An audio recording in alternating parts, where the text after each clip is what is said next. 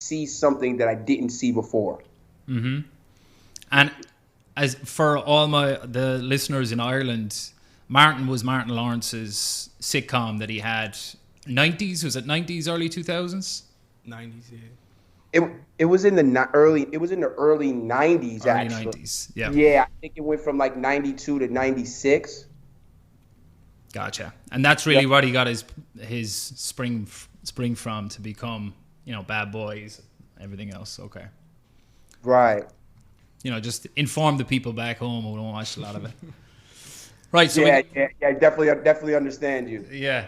All right, cool. Thanks for that. That'll give us an idea of obviously the things you like and dislike. I think it's a little fun way to. You've probably been asking or been answered, a ton of questions on this, that, and the other thing that's very important. I thought it'd be nice to, lead off with some of those less important questions, but still give us a chance to get to know you.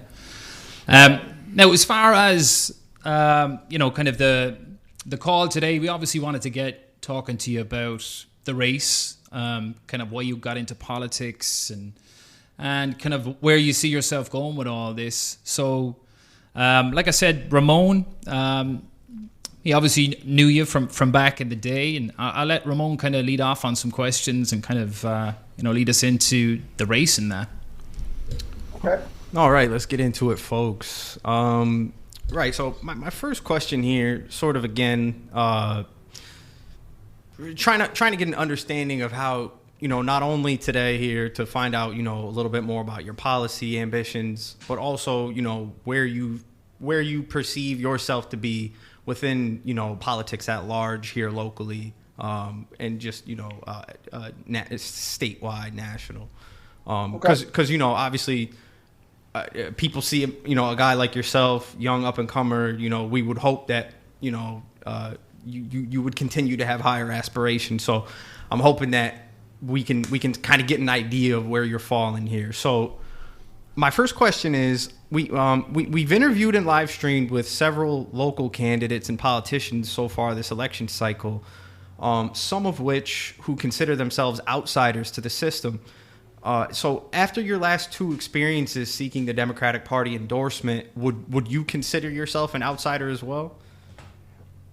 Yes, I would. I definitely would consider myself an outsider. The Democratic Party definitely has their structure already set, and it's very, very hard to penetrate it.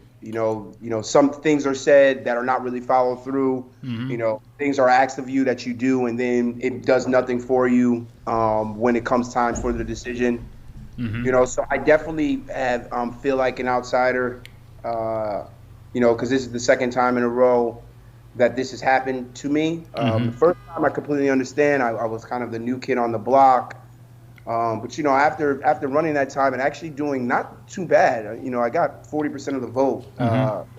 And I got 40% of the vote last time, and I was only on the working families line.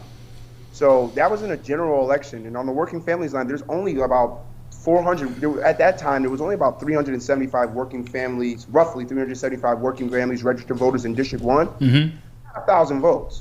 Yeah. So that, you would think that, seeing as though we did so well, mind you, I got that campaign together in 2.5 months.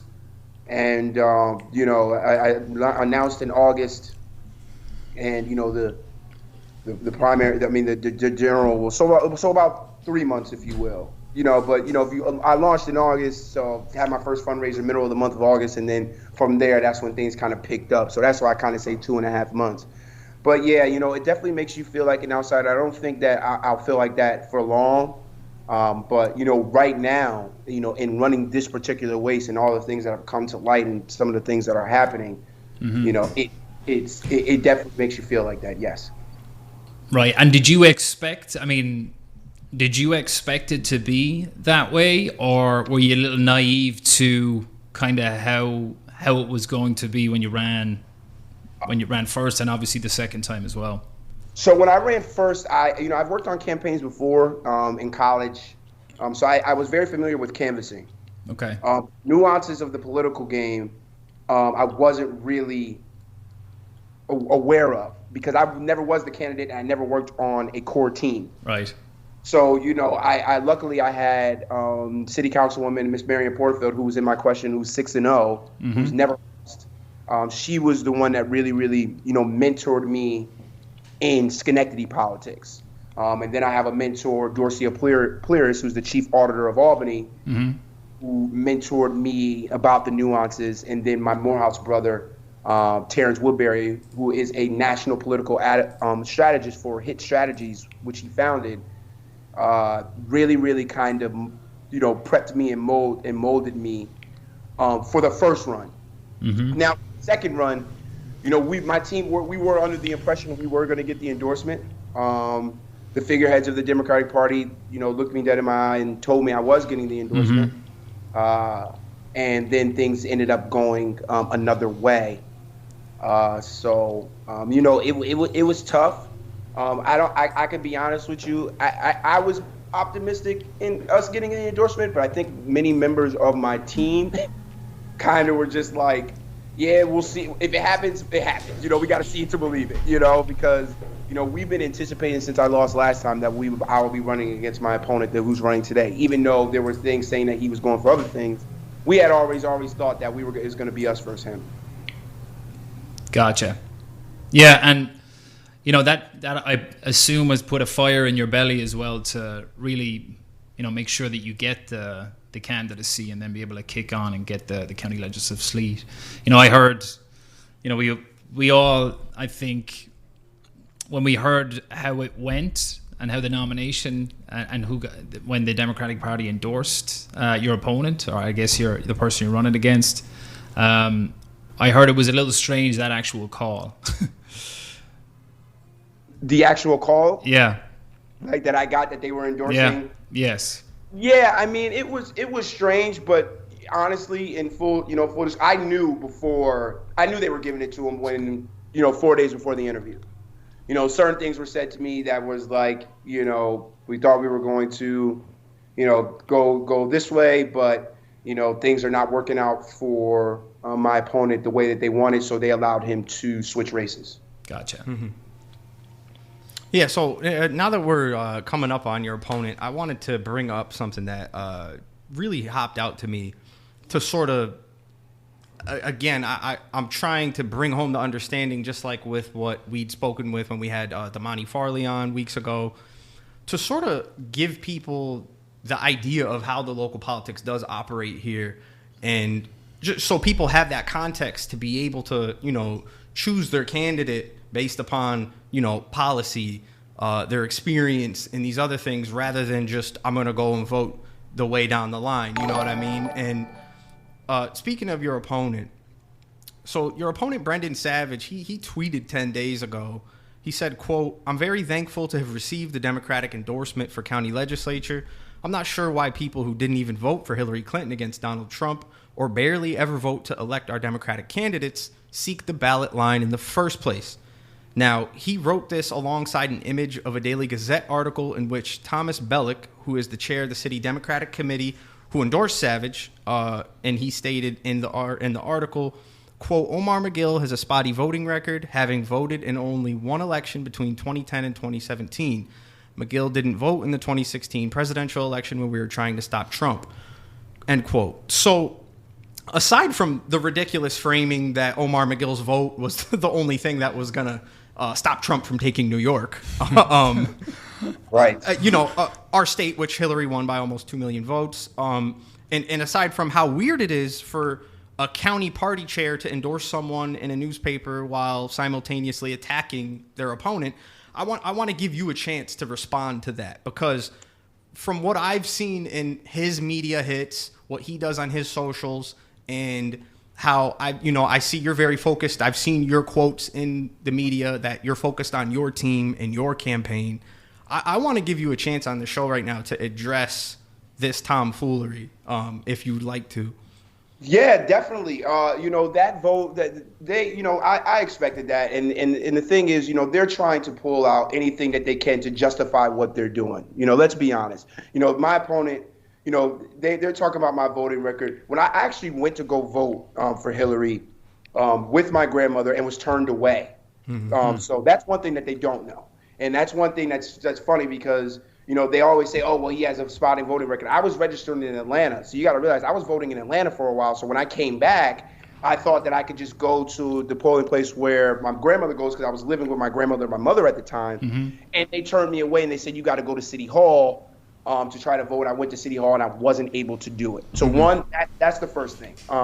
Secondly, since then I've voted in every election, school board, local elections. I have been voting and voting on the regular. So that's that. But it's funny because they're trying every trick to try to see to justify what they're doing. My opponent is if you stack us up next to each other, right? He's 21, hasn't graduated college. I'm 31, graduated college, and from District 1. Right. Work on the Human Rights Commission in the county. Work on I'm the vice chair of the Human Rights Commission. I was the acting chair, and I've been working at the legislature for the last 6 years, actually helping people who are legislators actually legislate. But my opponent, he's 21. He's from Niskayuna. He didn't live in Schenectady. So, he's saying, oh, I was born and raised in Schenectady County. Yeah, but in my opinion, you're trying to use the people of Schenectady to jumpstart your political career. I mean, let's be honest. Right. I mean, first of all, you endorsed me in the paper. You endorsed me in the paper at the top of January for this race when you were running for city council. And then to turn around 3 weeks later to be running against me, and that's okay. It's a different. If the shoe was on the other foot, and I was 21, hadn't graduated, right? If I was 21, hadn't graduated, and I just, I worked on campaigns, they wouldn't even give me an interview. Right. Well, I mean, and that certainly speaks to, the clear level of nepotism going on in this race here. It's unbelievable. Yeah, but they were trying to appoint him to a city council seat, and I don't really want to focus on Brendan. I want to keep it focused on the people, but they were trying to appoint him to a city council seat. At least with Schenectady County, he lived in Schenectady County. Understand? Right. But you were trying to appoint him to a city council seat in Schenectady. Right. Springboard him. Yeah. Sorry, guys. Oh, you're good, man. You're good. No worries. But yeah, so I say that to say that the people of Schenectady should realize we should be having representatives who can represent us, understand us, and know what our pains and powers and issues that we go through of living in Schenectady. Sure. Niskayuna and Schenectady are two different livings. Look at the education system. Point blank.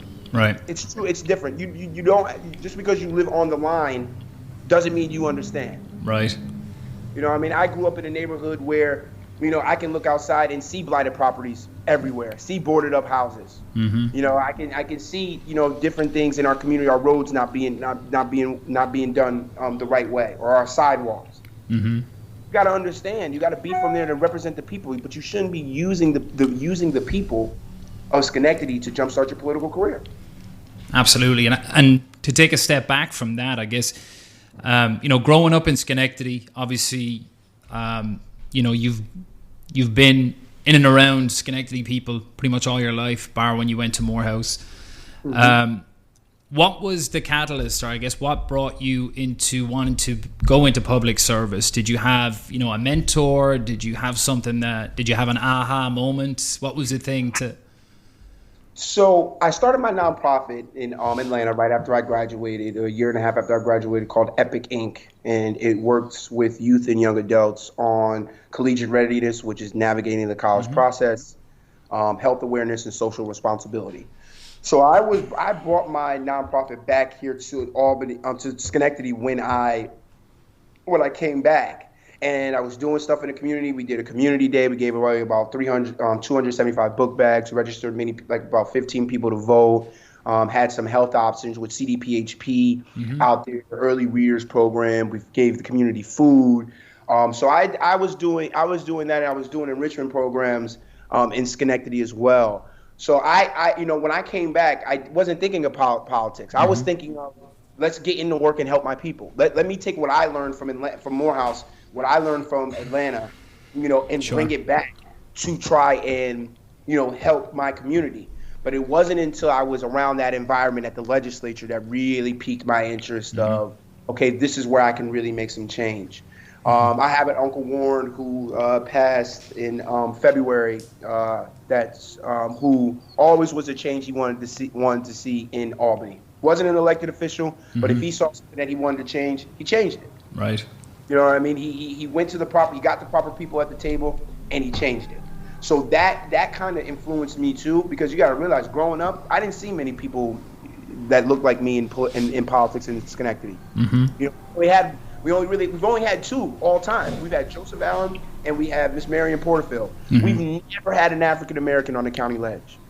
Never. I mean, Harriet Tubman came through Schenectady. Right. Moses came through Schenectady with people, on the Underground Railroad, and we can't get any representation. Yeah, and that actually.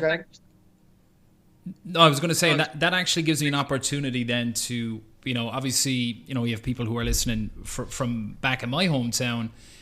This might be a tough question to kind of surmise, but how would you describe Schenectady to someone who's, from Ireland living over there? How would you describe Schenectady and Schenectady politics? Lacking diversity. A insider club that focuses on, that focuses on the people, because believe me, I think the team that I'm trying to be on, the county ledge, I think they are a great team. I think they work well together. I think that obviously there's always room for improvement in certain areas, but for the most part, they work together cohesively and really try to do what's best for the people. And I think city council, even though they don't always get along, I still think they do that too. But I think that it's sorely lacking diversity. I feel like people don't feel a part of the team because they can't see themselves there. People want to be able to look up at a leadership team and see themselves, and they don't. So the thing I will say is that the leadership doesn't fully reflect the community in which it serves. Okay, and that's one of our biggest issues. Yep. The scratch. We're talking about African Americans. There's never been a Latina elected official in Schenectady. Wow, I didn't know that. Yeah. Yeah, there's never been a Latino elected. On school board, but not in public office in city council or county ledge. I don't think it's ever been. Right. And we have a Latina population here. So I think the Guyanese community, they have representation, which is great, but we all should have representation. Absolutely. And it shouldn't be depicted that their representation is our representation, because our communities do not associate with each other like that. There's no tension or anything like that, but they have their representation, and we need ours as well. Right. You're not a monolith, just because you're brown or black. Right. Yeah, exactly. Yeah. All right. So here, just so to pivot the policy, and something that you touched on before when you were talking about, you can see properties that have issues from your own porch. By far my favorite stated policy of yours, gleaned from your campaign website, omarforschenectady.com. It's turning blighted properties into community gardens. Can you give us an overview on how you would ideally implement and fund this policy? Yeah, definitely. I would, we want to look at the properties and see if, first of all, we want to see if they're able to be refurbished, right? But, we want to see if we're able to take that home and maybe turn it into a refurbished property where we can start have new homeowners maybe start a program with a financial institution, for a local financial institution, for new home ownership. That's one of the things I think we definitely do first. But if not, I think community gardens and green spaces would do well, for the simple fact that there's a food desert in District 1. Absolutely. So, being able to have access to healthy foods is something that we have to take on as a community, because we haven't been able to get a grocery store here. So, obviously Market 32 is our grocery store, so we're not able to get one. In District 1, the community gardens would be something that would, build community. It would teach our kids, if we could create programs that teach our kids how to grow their own food, it would give them access to food. So that's one of the things the reason why I want to do that, because we need to have people need to have access to food. And even if, like, for instance, if we did a community garden, community pantry, Mm-hmm. grow our foods, and then have a community pantry, and people can come from the community and go there and get fresh food. So the way I would try to fund it is I would talk to local farmers, or farmers that are, have already come up here for the farmers market, or go to Niskayuna for theirs. I would do that and see if we can create a partnership that way. To see, take 1% of their crop and donate it, or take, some of their crops that they take to anything that they have left over from the Schenectady Green Market and bring it to these communities that sorely need this fresh food. But essentially, if we couldn't do that, I would want to work with them to create a program where we can start creating these community gardens and creating these. In Chicago, there's one that's called an agri-hood, where it's like 2 acres of just fresh food. It's called an HGRIHOOD. Love that. So those are some of the things, which is community-led development and sustainability. Love it. And as well as that, I mean, that's not only going to allow them to grow their own food, but at the same time, it gives them an opportunity to learn about, proper healthy eating, and just the diversity of fresh foods that there are, and as opposed to just having to go somewhere to get something quick and fast. So I'm a big fan of that. And would you say, I know you talked about, being involved in education. Your role right now, and what you do now, do you think that's really set you up for a role in the county legislature? Obviously, you're in and around policy a lot. Has that set you up to give you a good springboard into something like this? Yes, I think it has. Working at the legislature has given me the ability to look at both sides of the coin and make an informed policy decision. It's a give and take process, right? Everybody, you have to put the people at the forefront of anything that you're doing. But it's a give and take policy to understand what exactly is needed. And I think the education that I received at Morehouse, but also the education that I currently receive at the legislature, has put me in a position to be able to run for office and run for the county and county ledge. I've worked, like I mentioned before, I worked in the Human Rights Commission, so I'm already working in a county entity. Mm-hmm. So I think all that is education still. You're always learning. Education doesn't just stop when you graduate and cross the, right. And get your diploma or get your degree rather. You're always learning. So I think that my education from those things that I mentioned has molded me and gotten me ready for what I'm trying to do and being elected county legislature for District 1 of Schenectady. Right. And I think that's super important because, a lot of times you listen to people who are running for office or people who are in office, and they, fail to want to continue to learn or adjust, and they think they're infallible at times. So, obviously things like the pandemic that we're coming out of the back of now, thankfully, has taught us a lot more about what needs to be done and obviously the priorities that we have as residents here. So just knowing that we can be able to pivot and expect our politicians to pivot around the things that may have changed during something like a pandemic and shine that light for us, I think is really important as well. I agree. So here, rolling into the next one and sort of pivoting off of what Patter was just saying there with the pandemic, I saw that you had a whole section for policy in your on your website discussing sort of the general path forward for Schenectady County coming out of all of this, and I thought that this was a good one to highlight. So with the eviction moratorium extension that Governor Cuomo extended, coming to an end in August 31st. Coupled with pretty much most coronavirus pandemic aid legislation does come to an end in September. What plans do you have, or what have you heard with your connections being around state legislation, or what collaboration would you seek to address what is arguably going to be the largest public health issue in our county very soon in the near future? Yeah, I think that it's going to be important that we give the necessary information and give enough access to information as we possibly can to help help the people who are going to be affected by this, the moratorium being lifted. I think it's going to be something that we haven't seen ever. So it's something that we're going to be able to have to adapt to and be flexible with, to make sure that we are doing right by the people who are going to be, hindered by this. It's a two-part coin. You have landlords who can't get payment from their tenants, and then we have tenants who just can't really pay right now because they don't have a job, or they're not able to have sustainable money coming in. So it's something that, we really have to continue to work on. We have to prepare for, and we need to make sure we get that information out soon and don't wait until it's lifted and say, okay, this is what we have to do. We should be preparing now. Right. We should be preparing now and getting that information now. Okay, like this is what's going to happen and this is what you're going to need to do. Because sooner or later, if we don't, people are going to be in trouble.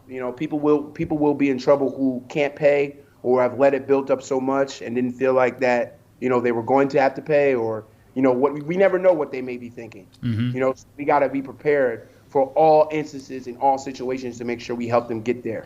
Right. And the reason I say that too is, like, especially from this perch where you're running from the legislature, I feel like these kinds of, it's not, I don't want to call it a national question because it definitely has relevance here at home.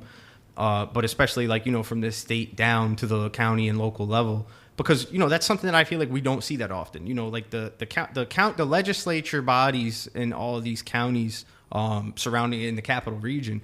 It seems to me that there's a very hands-off approach with these type of larger issues that you see. And I don't even just mean hands-off legislation-wise, but it certainly seems like, a lot of folks in these legislatures don't even want to speak to these larger issues, even if there isn't like a lever they can pull to ameliorate or relieve pressure from their own constituents. But it certainly seems like it's not something that, a lot of the folks who've been in these positions of power even want to talk about. And that's why, I was excited to have you on. There's, like I've already named Damani, a few other people in this sort of this new class that's pushing forward right now in this run where, I think it's great that, you guys seem to have that down home, that connection with understanding how these issues affect people. They're your neighbors, you know what they're going through. And, is this the kind of, these kinds of sentiments, even things that, it's something that I know you've hit on a lot in the past. I've seen your media hits where you say that, you want to have consistent, promised public access to what you're working on in town halls and things like that. Are these the kinds of things that even these things that you might necessarily have a lever to pull to help someone directly, is this still going to be in the forefront of your mind, these larger issues?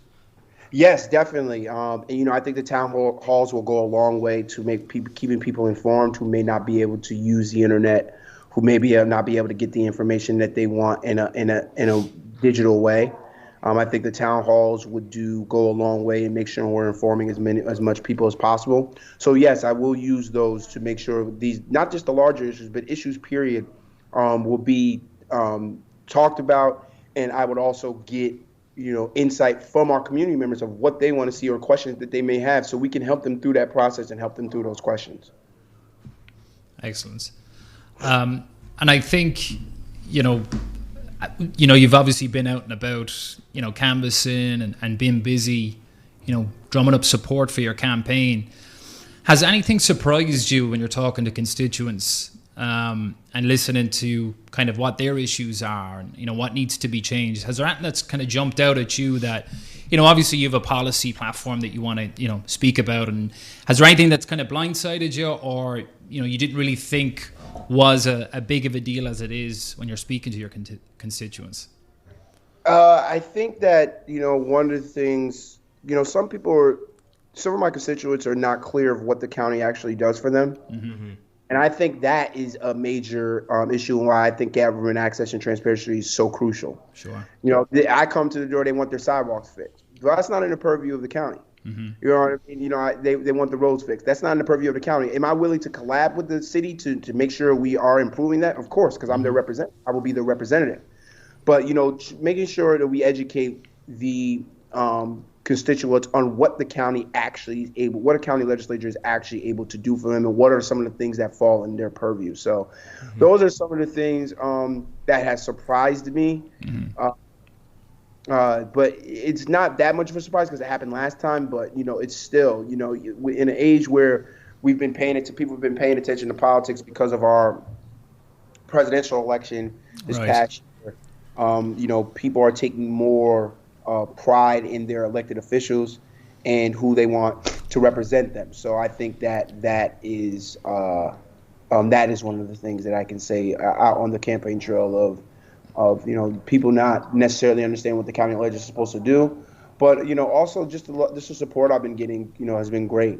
So that's not surprising, but it still always takes you back. It's humbling, yeah. Yeah. People really are pulling for you, or people really want to talk to you about some of the things that they're going through and want to see. I just talked to one of my constituents, Mr. Hitchcock, yesterday, and he lives in the Bellevue area, and he was just like, I feel like Bellevue is the orphan of Schenectady. Bellevue, they took their CVS, they took their Stewarts, they moved the Stewarts down the street, but they took the CVS from there in Five Corners. He says, I eat off a Dollar General. This is a seasoned saint, like I call him, an elder constituent. So he was like, like for instance, the trolley that they do for Schenectady Market, it doesn't go through Bellevue. Right. So some of these are some of the things that I'm interested to hear about, and want to help fix. So. So I know my last question that I have here. I know we didn't want to keep you too long tonight. Patter might have some more, but so through much of the at-large tension around policing has somewhat waned since the summer of George Floyd, many local activist groups in the Capital Region in Schenectady remain unsatisfied with the level of progress on demanded police reforms, such as bans on chokeholds and other controversial takedowns, reallocation of funding toward mental crisis training, to name a few. Again, some things in the purview of the legislator and some not, obviously. So how would county legislator Omar McGill approach these issues? But even for ones that you weren't necessarily able to directly legislate on, say if it was a city issue as opposed to county police, county sheriffs or whatever, where do you stand with some of these things, because again, this is another issue, another topic that I haven't really heard anyone in the race or existing legislators speak on at all. Yeah, the county deals with the sheriff, so it's hard for us to, we can work with the Sheriff D'Agostino, who I've talked to many times, or who I've talked to a few times with the Human Rights Commission, to try to make sure that we are, trying to repair that relationship between police and community. The officers cannot do everything. I think we put a lot on them to do. But so when I say that, I think we need to incorporate more resources for them. 24-hour mental health crisis teams. Something like that, or alternative models that we can use to make sure that they're not going to every little thing and having to be put in a situation where they make a bad decision. Sure. Some people say they want to abolish the police. I'm not there. But not many people really want to do that. I've never met anyone that's I think it's a nice. I don't think it's a nice. I think it's just a what people are trying to. The radicals are trying to get to. But that's not what we need. We need to repair our relationship between community and police. Right. And how do we do that? We try to have a quota where more of our policemen are from our communities, right? Yep. It's not easy to do that, right? But 50% of even if we did 25 to 50% of our police force being from Schenectady, I think that is important. But some of those things are hard to do. But we must make sure that we're improving that relationship between the community and the police, because that's the only way we're going to move forward. And everybody has to take responsibility for their role in it.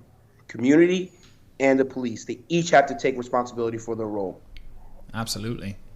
And I think that's a big thing for me, is that, like, it was a bit of a slogan for a while, was like abolish the police, but realistically we can't do that, right? It just won't work.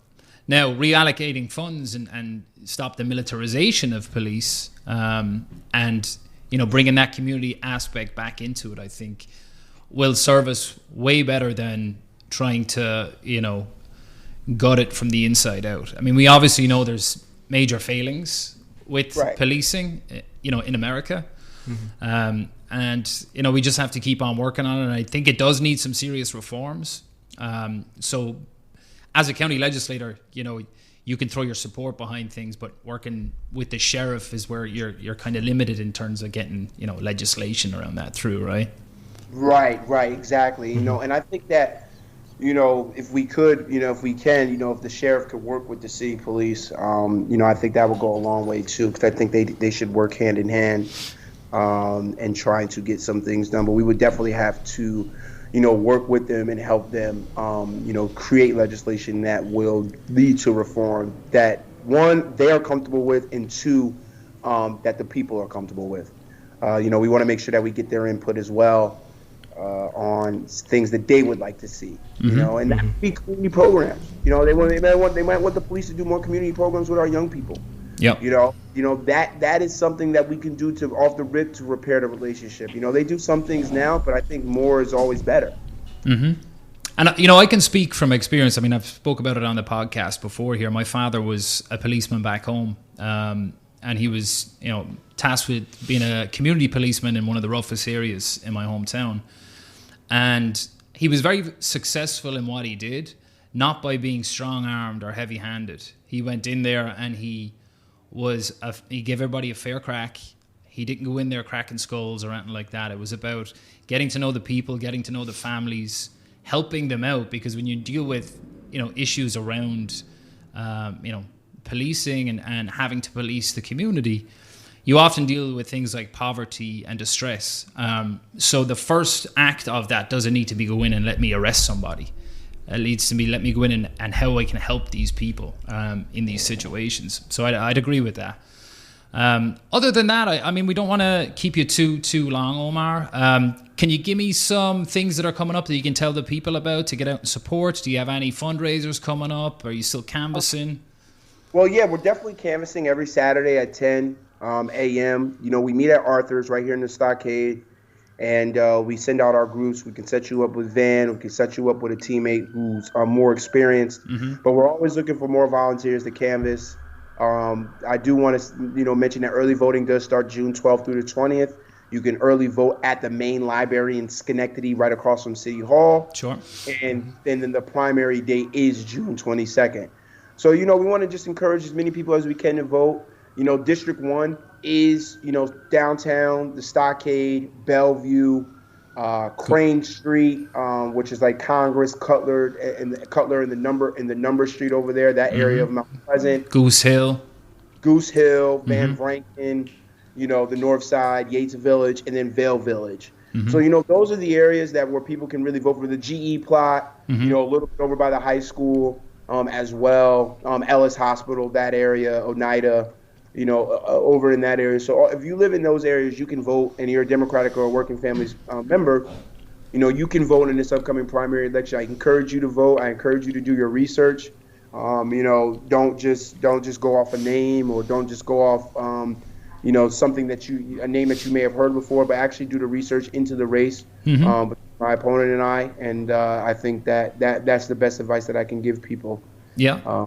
When this upcoming election is coming. And I believe you're first on the ballot for the Democratic line and the Working Families line. So that's good. It's a good thing for people to recognize as well. Yes. We are first on the ballot on both lines. So, I just ask that you vote for me, because, like I said, I'm born and raised here in District 1 in Schenectady. I've been I've been at the legislature for the past 6 years, and I understand what it takes to actually legislate. Yes, I haven't worked on as many campaigns. I've worked on campaigns before, but, working on campaigns and actually doing legislative work is completely different. Mm-hmm. Sure. So I just want to make sure people understand that, and understand that it's time for that. Representation matters, and, diversity matters. Mm-hmm. And we all represent Schenectady, all of our powers, our pain, our uniqueness, our skills, all make up Schenectady. So it's important that the leadership reflect the community in which it serves. Mm-hmm. So I just encourage you to vote for me June 22nd, with early voting starting the 12th through the 20th. Omar Sterling McGill for Schenectady County Legislature, District 1. Awesome. And we'll once we finish the video here, we'll put any links necessary to how people can reach out to get registered to vote, where their voting location would be, as well as your website, Omar McGill for Schenectady. Registration for the vote is actually passed. That was May 28th, but they could definitely, if you give them my website, omarforschenectady.com, they could definitely find their polling place there. So awesome. Please share as much as you possibly can. And there's also a voter pledge on there too. So if they like what they see, they can make a voter pledge right there, and that would definitely allow me to help me with my numbers to make sure I get voter IDs. Very important. Mm-hmm. Excellent. Well, I really appreciate the time, Omar. Think you. You're obviously a neighbour. I'll see you around the neighbourhood, but I'll be looking out come June 22nd. Best of luck with everything, and have a lovely night. All right, thank you guys so much. I really appreciate you for having me, and I look forward to future podcasts that you guys are having. So talk to you soon. Thanks very much, man. Appreciate it. All right, see you later. Bye bye. Peace. All right, you want to cut to an intermission? Really? Yeah, we'll take a quick break, and we'll hop back on, and we'll shoot the shit for another 20 minutes or so. And give me 1 second here. Let me see if I can flip over to one of our fancy intermissions. Somebody's bumping some music out there right now, just belting it out. I know. All right. Woof. That was a solid 30. I like that. Hold on, now we make sure we're. How do you pause the stream here?